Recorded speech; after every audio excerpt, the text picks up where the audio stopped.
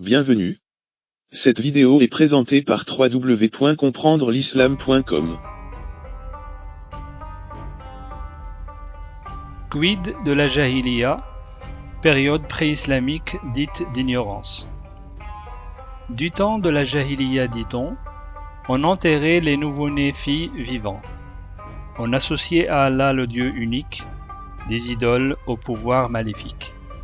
On guerroyait pour un tout ou pour un rien, sauf durant les mois sacro-saints. Vint l'islam et on massacra à coups de pierre des femmes bien mûres mais adultères. Allah redevint par égard à l'épée un, et le commerce déserta la Mecque remplacé par les butins. Les razzias désormais hobbies préférés occupèrent les musulmans, sauf au même mois sacré.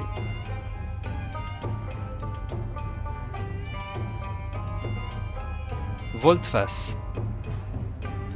À la Mecque, prosélytisme rimait avec courtoisie, nulle place au fanatisme ni à l'apostasie. Faibles et dépourvus de renfort, les musulmans déclamaient haut et fort. Quiconque le veut qu'il croit, quiconque le veut qu'il mécroit. Ainsi naquit la première laïcité, dont se proclame Shahrul Récit avec fierté. Puis fut Médine, les ex-musulmans mignons, renforcés par les saaliks et le pognon, devinrent coupeurs de tête et lapideurs pour les apostats et les forniqueurs. Tolérance et laïcité furent zappées par les versets de la guerre et de l'épée.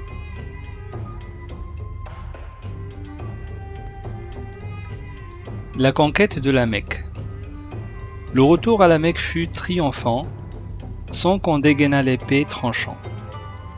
Il suffisait de rejoindre Abou Sufyan dans sa demeure pour sauver sa tête des conquérants vengeurs. Furent exclus de cette prophétique grâce les plus belles têtes pensantes, hélas. Elles eurent beau de s'accrocher aux étoffes de la Kaaba, leurs tranches, jadis sarcastiques, furent mises bas. Mais on toléra jusqu'aux faux croyants, qu'on rallia aux musulmans en les soudoyant. Il fallait absolument augmenter le nombre pour se préparer aux desseins les plus sombres.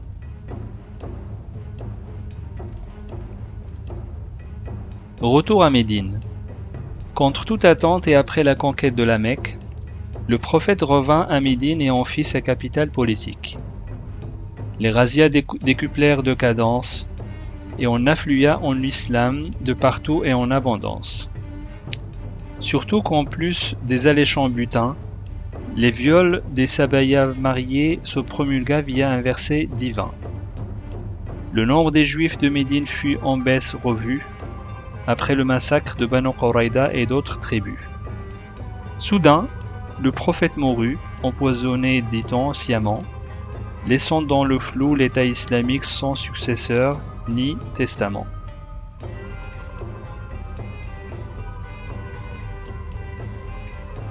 Mort du prophète et première fitna. Délaissant pourrir le cadavre prophétique, on accourut pressé débattre de politique. Saqifat Bani Sa'ida trembla ce jour-là, sous les pas raides des pieux Sahaba. Ansar et Muhajiroun disputèrent avec violence, le califat brandissant chacun sa prévalence.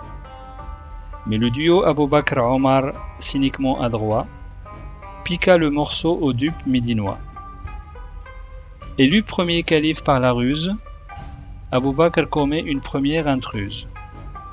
Il déclama sûr de lui son fameux serment, où il somma de dégager les faux croyants. Ne croyant mieux entendre comme sentence, beaucoup de tribus déclamèrent leur mécréance. Se rendant compte de son ineptie, Abu Bakr se rattrapa en déclenchant les guerres d'apostasie.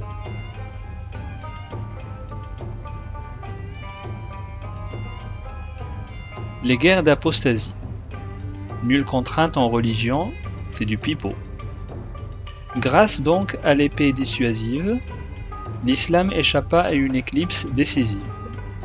C'est le cheikh Al-Qaradawi en personne qui le confirme, sans avoir imposteur qu'il est, honte de lui-même. Stabilisant l'état médinois en réprimant la ridda, Abu Bakr reprend la politique des pillages et des razzias. Les 2 années du premier calife furent ainsi dédiées aux guéguerres et au butin sans merci.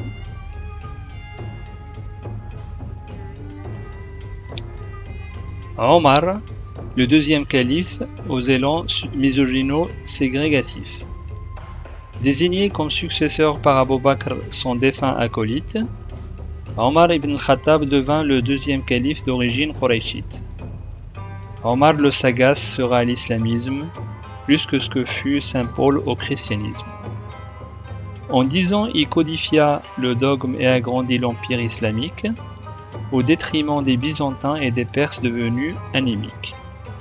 Mais le deuxième calife bien guidé, en misogyne et ségrégationniste débridé, promulgua la lapidation pour les femmes adultères et frappa les esclaves d'entre elles qui se voilèrent. Proclamé premier guide des croyants par ses soins, il rédigea lui-même son abominable pacte omarien. Accumulant tant de haine par son règne brutal, il fut assassiné provoquant ainsi une fitna cruciale.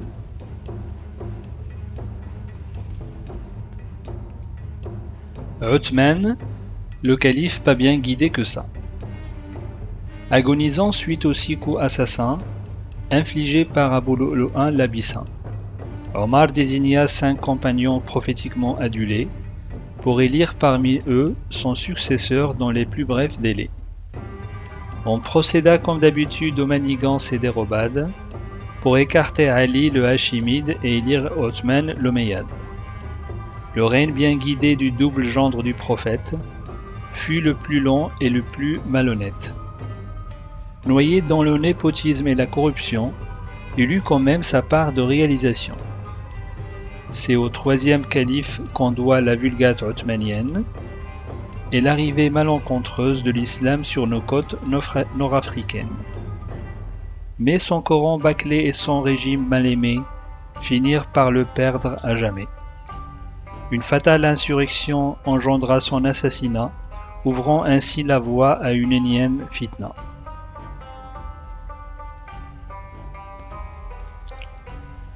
Ali ibn Abi Talib, enfin calife. Après l'assassinat d'Othman et ses contorsions, Ali devient calife dans la plus totale confusion. Il hérite enfin du califat fatal et fit face à une double hostilité létale. Celle du farouche clan Omeyyade et de Aïcha, la veuve du prophète Mohammed. Les nombreuses guéguerres politiques intestines se conclurent par les batailles du Chameau et de Siffin. Ainsi se dévoila le visage de l'islam le véridique, celui d'une idéologie totalitaire et apocalyptique. Le calife Ali sera assassiné comme c'est la norme, ouvrant la voie à une énième fitna, mais d'une autre forme. Désormais l'islam sera bicéphale, pour les uns sunnites, pour les autres à jamais endeuillés, chiites.